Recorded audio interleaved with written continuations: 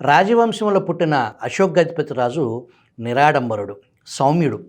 రాజుగారు చాలా పెద్ద మనిషి, నిజాయితీపరుడు. ఈ నిజాయితీపరుడు అన్న మాటతో ఆయన రాజకీయ ప్రత్యర్థులు కూడా ఏకీభవిస్తారు.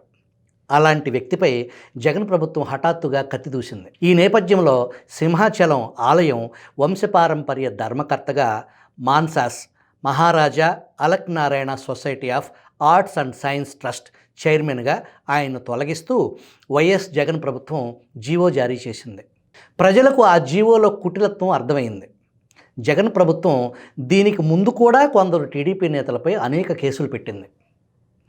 అలాంటి సందర్భాల్లో ప్రభుత్వ చర్యను సమర్థిస్తూ ఒకవైపు, విమర్శిస్తూ మరొక వైపు సోషల్ మీడియాలో వచ్చే స్పందనలో సాధారణంగా వైసీపీయే పై చేయి సాధిస్తూ వచ్చింది.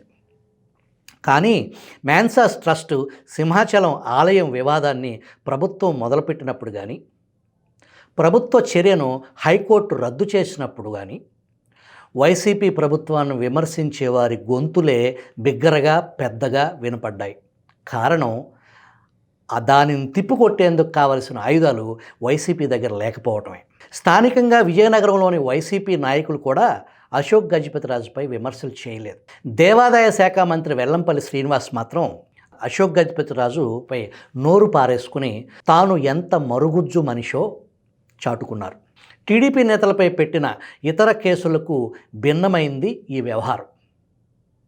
అచ్చెన్నాయుడు, ధూళిపాల నరేంద్ర వంటి వారిపై అనేక నేర అభియోగాలు చేశారు. అవి కోర్టులో నిలబడతాయా లేదా అన్నది తర్వాత సంగతి. అశోక్ గజపతిపై ఎలాంటి నేర ఆరోపణ లేదు. అకస్మాత్తుగా ఆయన్ను అటు సింహాచలం ఆలయం నుంచి, ఇటు మాన్సాస్ ట్రస్ట్ పదవి నుంచి ఏకకాలంలో తొలగించారు. దానికి ఎలాంటి ప్రాతిపదిక లేదు. అశోక్ గజపతిపై అవినీతి ఆరోపణలు లేవు. ఆయన తొలగింపుకు ఎలాంటి కారణం చూపలేదు. అధికారం చేతిలో ఉంది కదా అని 4 జీవోలు జారీ చేశారు. అశోక్ గజపతిరాజును తొలగించి కుటుంబంలో పెద్ద అయిన పురుష సంతానమే ట్రస్ట్ చైర్మన్గా ఉండాలన్న ట్రస్టు నిబంధనకు విరుద్ధంగా ఆయన అన్నయ్య కుమార్తె సంచయితను నియమించారు. పివిజి రాజు పెద్ద కుమారుడు ఆనంద్ గజపతి ఉమా అనే మలయాళీని ప్రేమించి వివాహమాడారు. ఎన్టీఆర్ మొదటి క్యాబినెట్లో మంత్రిగా చేసిన ఆనంద్ ఆయనతో విభేదించి కాంగ్రెస్లో చేరారు. భార్య ఉమా గజపతి కూడా కాంగ్రెస్ రాజకీయాల్లో ప్రవేశించి విశాఖపట్నం నుంచి ఎంపీగా గెలిచారు. ఉమా గజపతి రాజీవ్ గాంధీకి అత్యంత సన్నిహితురాలు అనే పేరుంది. ఉమా గజపతి రెండోసారి విశాఖపట్నం నుంచి ఓడిపోయారు. ఆనంద్ గజపతి, ఉమా గజపతిల సంతానమే సంచయిత. ఆనంద్ గజపతి నుంచి విడాకులు తీసుకున్న తర్వాత ఉమా మరో వివాహం చేసుకున్నారు. అటు తర్వాత ఆంధ్రప్రదేశ్లో ఆమె కుటుంబ ఊసు లేదు. జగన్ ప్రభుత్వం అకస్మాత్తుగా సంచయితను మళ్ళీ తెర మీదకు తీసుకొచ్చినప్పుడు ఈమెను ఎక్కడి నుంచి పట్టుకొచ్చారా అని జనం ఆశ్చర్యపోయారు. ఈ ఘనత వహించింది వైసీపీ ఎంపీ విజయసాయిరెడ్డి. ఇంతకు అశోక్ గజపతిని తొలగించాలన్న ఆలోచన ఎందుకు వచ్చినట్టు? దీనికి వెంటనే వచ్చే సమాధానం జగన్ అక్రమాస్తులపై విచారణ కోరుతూ కాంగ్రెస్ నేత డాక్టర్ పి శంకర్రావు ఏపీ హైకోర్టులో దాఖలు చేసిన కేసులో అచ్చెన్నాయుడు సోదరుడు ఎర్రంనాయుడుతో పాటు అశోక్ గజపతి కూడా ఇంప్లీడ్ అయ్యారు. కాబట్టి జగన్కు ఎర్రంనాయుడు తమ్ముడిపై ఎందుకు కోపమో అశోక్ గజపతి రాజుపై కూడా అందుకే కోపం. ఇక్కడ ఇంకొక విశేషం ఉంది. మాన్సాస్ ట్రస్ట్ నుంచి, సింహాచలం ట్రస్ట్ నుంచి అశోక్ గజపతిని తొలగించడం వెనుక ఆ ట్రస్టుకు ఉన్న విలువైన ఆస్తులపై ప్రభుత్వ కన్ను పడింది, ప్రభుత్వ పెద్దల కన్ను పడిందనే వార్తలు కూడా వచ్చాయి. ఈ 2 ట్రస్టులు చాలా సుసంపన్నమైనవి. వీటికి 25,000 ఎకరాలకు పైగా భూమి ఉంది, ఇతర ఆస్తులు ఉన్నాయి. ఈ వివాదంలో కూడా ప్రభుత్వానికి న్యాయస్థానంలో పరాభవం ఎదురైంది. సంచయిత నియామకాన్ని హైకోర్టు సింగిల్ బెంచ్ ధర్మాసనం రద్దు చేసింది.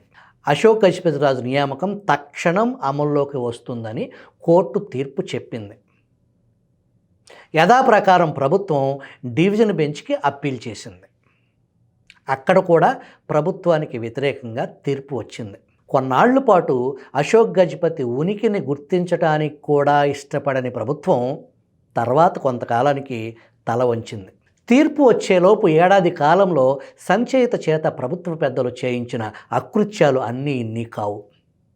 ఏకంగా మ్యాన్సాస్ ట్రస్ట్ ప్రధాన కార్యాలయాన్ని విజయనగరం నుంచి విశాఖపట్నం జిల్లా పద్మనాభం మండలానికి తరలించారు.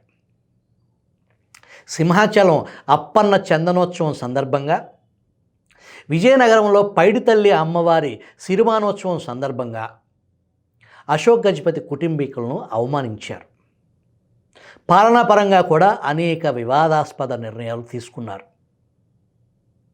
ట్రస్టు దగ్గర బోలెడు నిధులు ఉండగా సిబ్బందికి జీతాలు కూడా సక్రమంగా ఇవ్వలేని స్థితికి తీసుకొచ్చారు.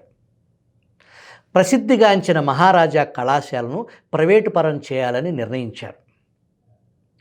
పద్మనాభంలో ఉన్న మహారాజా జూనియర్ కాలేజీని మూసివేశారు.